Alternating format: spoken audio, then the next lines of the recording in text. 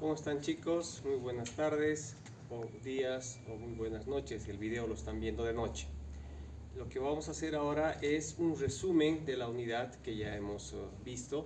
Es la unidad de erosión de suelos, donde vamos a recapitular brevemente y refrescarnos los conceptos que ya hemos visto. En este caso vamos a ver el concepto de erosión de suelos.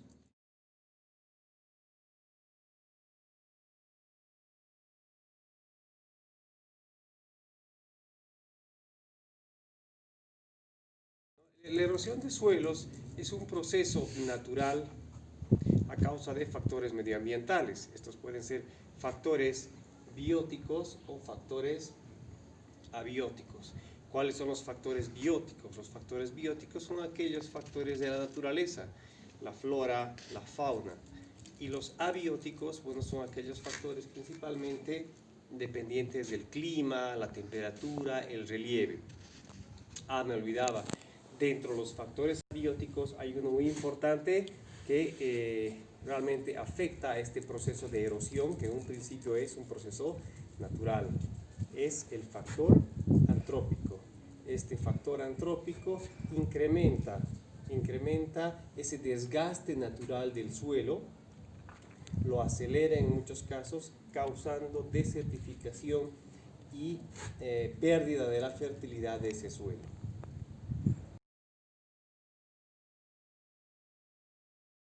Ahora vamos a ver la clasificación de los tipos de erosión.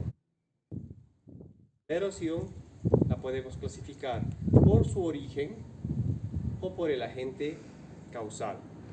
Por el origen tenemos una erosión natural y una erosión antrópica. Como ya se había dicho al principio, la erosión natural es aquella causada por factores medioambientales, como ser el clima, el relieve, es decir, la topografía del terreno, la pendiente del terreno, la vegetación y el tipo de suelo.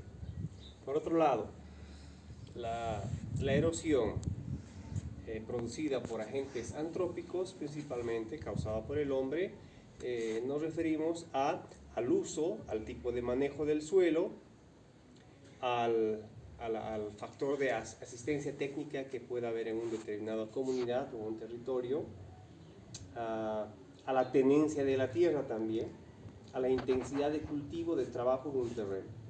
No es lo mismo un suelo posterior a un monocultivo intensivo que a un suelo con cultivos diversificados y en rotación.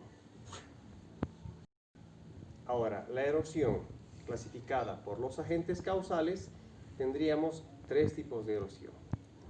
La erosión eólica, la erosión hídrica y la gravitacional.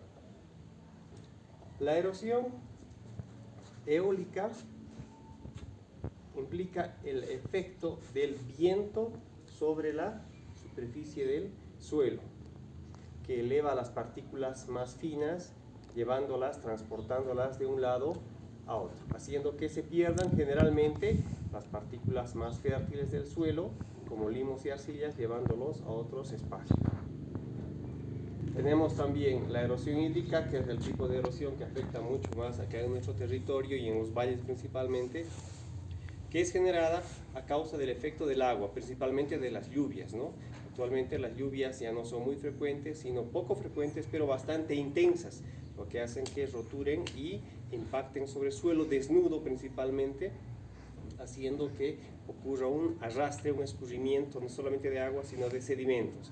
¿Y qué sedimentos? Los más finos y generalmente los más fértiles, arcillas y limos. Eso se intensifica con la pendiente del terreno.